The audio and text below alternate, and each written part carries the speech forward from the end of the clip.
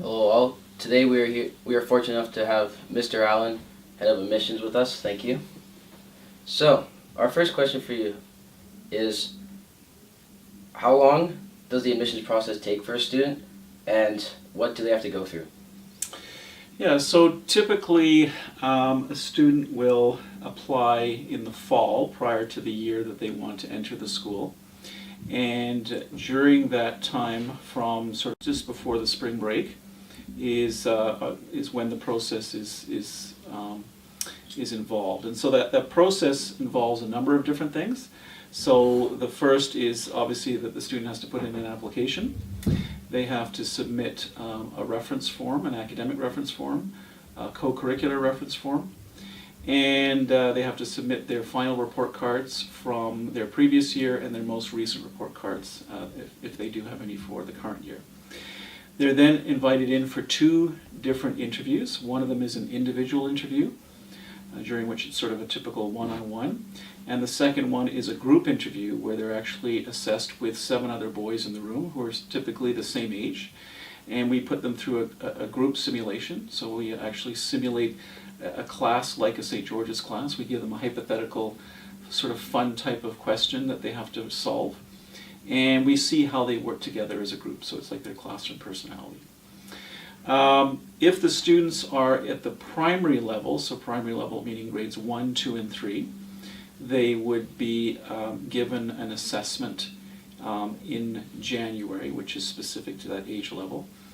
But if they're in grades 4 and above, they are administered what's called the SSAT, the Secondary School Admission Test, and that gives us some scores in areas like writing and reading comprehension and math, and they have to do a writing sample, but it also compares them to other children, in particular boys, who wrote the test over the last 3 years around the world, so that we can sort of benchmark how those students have done. So then what happens is there's an admissions committee made up of a number of people. If it's a junior school, the principal and members of the admissions team. At the senior school, it could be the senior school principal, it could be some other heads of grade, it could be the headmaster, and we meet to look at all the files and look at who appears to be the most mission appropriate students. We have some descriptors of what we think a mission appropriate student is at the school. It's not all about academics, it's about EQ as well.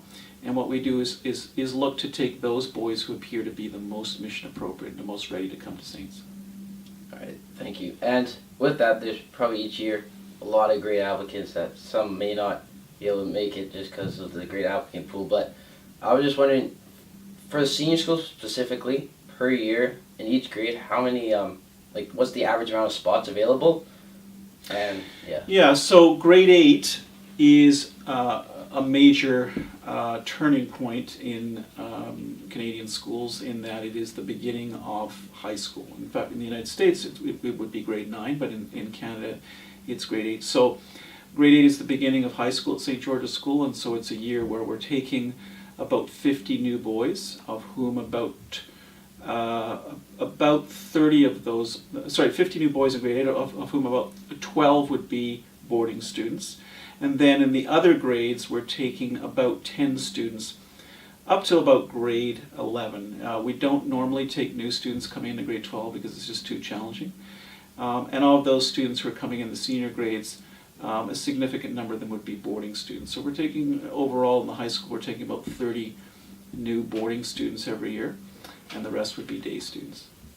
Yes, and in regards with the senior school, like you said, there's like pretty hard number on like in grade 8 for like boarders to day students, but in the later years like 9 to 10 and 11, would you say, is there like a little leeway because of like who left? And well, again, most of those spots are going to go to boarding students, just because that's where the space normally opens up. Occasionally we will give it to day students as well. Probably, maybe 5 or 6 every year to day students, and the rest would go to boarding. But to your question, what's interesting about your question is that when a student does leave the school, we're very interested in what did that student bring to the school? What was unique about that student? What was his personality? What was his sports complement? What was his arts complement? And so that when we go and look at our waiting lists, we try to not only find a mission appropriate student, but maybe find a mission appropriate student that was similar to that student who left the school.